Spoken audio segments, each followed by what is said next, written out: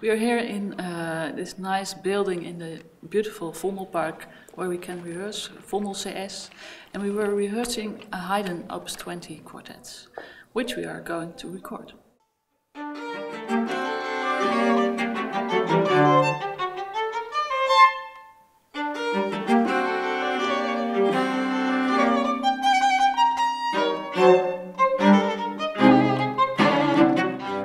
Willem Marinus Dudok was a Dutch architect, from the first half of the 20th century.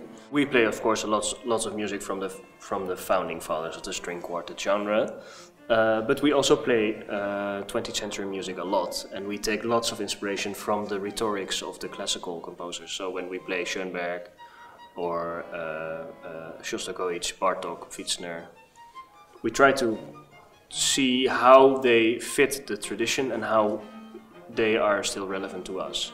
So in the same way as Dudok did, we try to take the past and make it into something which is contemporary. The first piece we played was Haydn Op 20, number 2, I guess. Yes. C major. And there, I think, we found each other also in our love for Haydn. And then we came 2 years ago or something, we kind of came back with our Haydn feeling again. And we had so much information from all kinds of teachers, and I think there the wish became bigger to make our own, really our own interpretation of these Haydns, and to get it back a little bit more. So that's also the starting point of the search for different bows.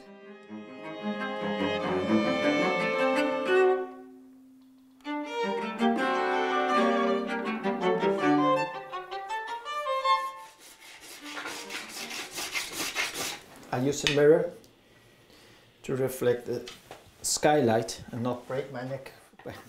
With Luis Emilio it's a bit different because he researches our characters very much. We were already trying out some bows of other makers, and then we didn't really find it, and then we went to him, and then immediately we had something like, wow, he really wants to make a whole project out of it. We're working on a set of classic early romantic bows. It's a long process, but a very pleasurable one. I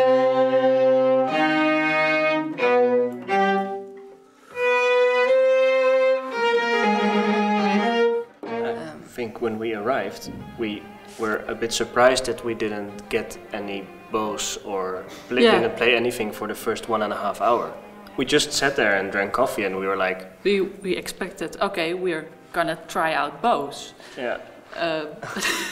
But he wanted to get to know us better first, in order to give us the right bow.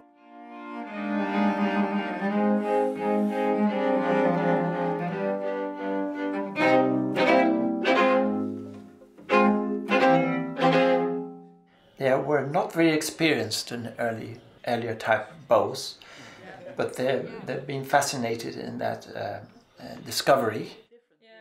Every instrument would inspire a musician to imagine what bow would best obey the sound and the behavior they expect from the instrument. So what I make is just a tool, indeed, just to reach out to an instrument, to do justice to that instrument, as conceived by the musician.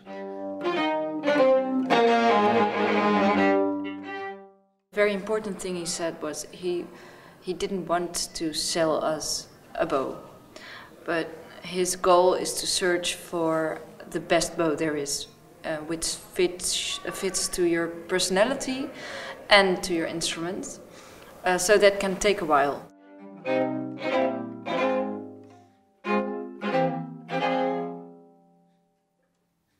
Let's pick out the other bows.